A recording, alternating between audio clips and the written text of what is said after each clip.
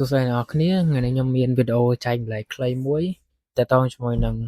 extension មួយនៅក្នុង Google Chrome ដែលវាអាចមុខងាររបស់វាគឺបំលែងពីរូបភាពបែបនេះទៅចេញជា text prompt បែបនេះវាមានទាំងប្រភេទ prompt បែបជា text ហើយនិងជាប្រភេទ JSON នេះអញ្ចឹងវាមានជា JSON text អញ្ចេះហើយនិងជា text របៀបparagraph មួយដុំចេះអញ្ចឹងយើងគ្រាន់តែបំលែងពីរូបភាពដែលយើងមានហ្នឹងពី website ណាក៏ដោយនេះខ្ញុំប្រើ Pinterest ទៅយើងអាចបំលែងរូបភាព website ផ្សេងៗក៏បានពី screenshot របស់យើងក៏បានដែរអានេះខ្ញុំបាន copy prompt នេះខ្ញុំបាន generate ដែរអញ្ចឹងយើងអាចមើលបានវាអាចស្តៀងគ្នាថា70-80% ដែរដែលនៅក្នុងនេះយើងបំលែងពី prompt រូបភាពនេះទៅចេញជារូបភាពបែបនេះវិញអញ្ចឹងណាអូខេអញ្ចឹងរបៀបតម្លើងរបស់វាគឺទី1យើងចូលមកកាន់កន្លែង3 tray 3នេះមកដើម្បីយើងចូលមក extension ហើយយកកន្លែង visit Chrome Web Store នេះមកបន្តមកទៀតអ្នកនរគ្នាអាច search យកពាក្យថា prompt card នេះពណ៌តក្រូចនេះ prompt card image to prompt AI ហ្នឹងទៅតបមកយើងអាច add វា to Chrome ចឹងមកដោយសារឥឡូវខ្ញុំបាន add ហើយហើយអញ្ចឹងនៅពេលដែលអ្នកទាំងអស់គ្នា add ហើយយើងអាចបើក pin របស់វាមកនៅកន្លែងនេះកន្លែងរូបដូច puzzle នេះទៅនេះយើងចូលមកនេះហើយយើង pin វាមកពីលើមកបើសិនជាអត់តន់ pin ទេចូលកន្លែងហ្នឹងមកយើង pin វាមកដើម្បីវាជាប់នៅខាងលើនេះមកស្រួលបើកអូខេអញ្ចឹង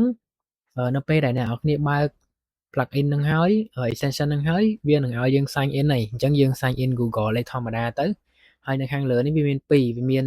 built-in service ជាមួយនឹង custom API អញ្ចឹងបើសិនជាអ្នកទាំងអស់គ្នាអត់ប្រើ API របស់ Gemini ឬក៏អីទេឬក៏ ChatGPT ទេអ្នកនរគ្នាអាចប្រើ built-in service នេះបានគាត់ថាវាគិតcredit ចឹងណាអញ្ចឹងដូចជា generate ម្ដងអស់1 credit ហើយបើសិនជាអស់យើងត្រូវទិញថែមទៅអញ្ចឹងតើតើមួយនឹង credit នេះក៏ខ្ញុំគិតថាអត់ថ្លៃដែរអាចថា120អស់តែ$2អស់តែ4រៀលអីទេហ្នឹងហើយអញ្ចឹងអាហ្នឹង check ទៅហើយបើសិនជាខ្ញុំមាន custom API ខ្ញុំប្រើ Gemini Pro ឬក៏អ្នកនរគ្នាប្រើ Gemini ក៏បានដែរអញ្ចឹងដើម្បីយកអា API key យកអីហ្នឹងមកបានយើងចូលមកកាន់ Google website មួយដាក់ Google AI Studio ហ្នឹងហើយបន្ទាប់ពីចុចអាហ្នឹងហើយអ្នកវានឹង load ផ្ទាំងចេះមកអញ្ចឹងអ្នកនរគ្នាអាចចូលមើលកន្លែង get API key ហ្នឹងទៅហើយ set up វាទៅអានេះដោយសារតែខ្ញុំប្រើ API key របស់ខ្ញុំអាហ្នឹងខ្ញុំមិនអាចបង្ហាញបានទេអញ្ចឹងបើសិនជាអ្នកនរគ្នាអត់ទាន់ចេះ set up API key ហ្នឹងទេអាចទៅ search មើល YouTube បន្ថែមទៅអត់មានអីពិបាកទេគ្រាន់តែ set up ដាក់កង់ដាក់កាតអីទៅហើយហើយបាន API key ហ្នឹងយកមក copy ចូលទៅក្នុងនេះរបស់យើងហើយអត់មានគិតលុយអីទេពេលដែលយើងបង្កើតហ្នឹងគឺអត់អស់លុយអីទេអញ្ចឹងបើសិនជាប្រើ custom នេះវា free បានរហូតអញ្ចឹងណានៅពេលដែលអ្នកនរគ្នាមាន API key ហ្នឹងអូខេអញ្ចឹងនេះឧទាហរណ៍ថាឥឡូវខ្ញុំសាកចុចមើលទៅគាត់ថាខ្ញុំមិនអាចបង្ហាញអានេះបានទេវាជា personal របស់ខ្ញុំអញ្ចឹងណាយើងគ្រាន់តែចុចកន្លែង API key នេះមក copy យកមកដាក់កន្លែងនេះមកហើយអញ្ចឹងតើតើនឹងជាមួយនឹង base URL នេះអាច copy ដូចរបស់ខ្ញុំទៅហើយជាមួយនឹង model ខ្ញុំប្រើ 3.5 flash អញ្ចឹងនៅក្នុងនេះខ្ញុំនឹងដាក់បែបនេះនៅក្នុង description របស់ខ្ញុំដើម្បីឲ្យអ្នកនរគ្នាស្រួល copy ដែរអូខេអញ្ចឹងបន្ទាប់ពីយើង set up ហើយខ្ញុំនឹងបង្ហាញពីរបៀបដែលយើងប្រើគឺយើងប្រើមិនអញ្ចឹងឧទាហរណ៍ថាខ្ញុំមានរូបនេះមួយនេះខ្ញុំមានរូបហាងនេះមួយចុះជាក្រាន counter អញ្ចឹងយើងគ្រាន់តែចុច mouse ស្ដាំមកហើយយកកន្លែងនេះ analyze image with prompt card នេះមកវានឹង analyze យើងហើយអញ្ចឹងក្នុងនេះខ្ញុំប្រើអានេះ custom API អញ្ចឹងវាអត់មាន limit អីទេវាមានគិតថាអស់មួយ credit អស់មួយ credit អីទេអញ្ចឹងចាំវាមិនតិចទៅហើយក្នុងនោះអ្នកនរគ្នាអាចយកទៅ generate នៅក្នុងណាក៏បានដែរ ChatGPT Claude ក្នុង Gemini ឬក៏ Google AI Studio អីនេះក៏បានដែរតែក្នុងនេះខ្ញុំប្រើ Gemini ទៅហ្នឹងហើយអញ្ចឹងខ្ញុំបើក new chat មកនេះមិញហើយនេះឃើញវាមាន model minimal ដែរ អាហ្នឹងវាមាន2វាមានធម្មតាមួយហើយនិង JSON មួយតែពីច្រើនខ្ញុំចូលចិត្តប្រើ JSON ដោយសារវារៀង accurate ជាងអញ្ចឹងណាអញ្ចឹងយើងគ្រាន់តែចុច copy នេះមកហ្នឹងហើយ paste វាមកយើងបដូរមកជា create image វិញទៅហ្នឹងអញ្ចឹងខ្ញុំ compare ពីរនឹងឲ្យក៏បានដែរធម្មតាមិន JSON ខុសគ្នាមិនឥឡូវយើងធ្វើវាមួយសាកមើលសិនមើលថាវាដូចគ្នាប៉ុណ្ណា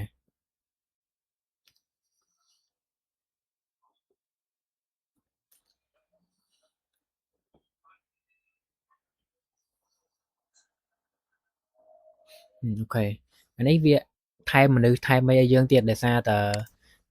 ក្នុងនេះគេចងមកដូចជាមាន add មនុស្ស add អីបន្ថែមអញ្ចឹងណាអញ្ចឹងអ្នកនរគ្នាអត់ចង់បានមនុស្សទេអាចសេរីអា prompt ហ្នឹងបន្តិចទៅ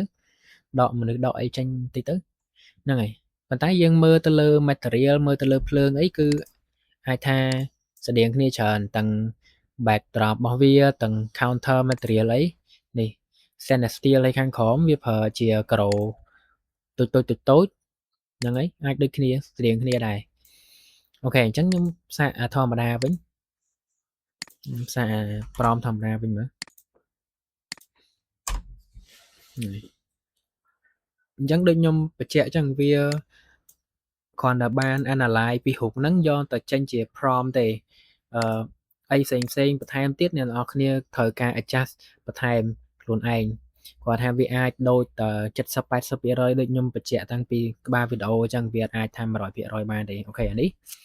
ត្រូវរៀងច្រើនដែរប៉ុន្តែដូចរៀងខុសខាងក្រោមនេះបន្តិចប៉ុន្តែតកតងជាមួយនឹងខាងក្រោយ counter ហើយនៅខាងពីដានអី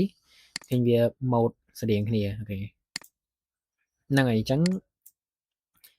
វីដេអូហ្នឹងខ្ញុំមានប៉ុណ្្នឹងទេអញ្ចឹង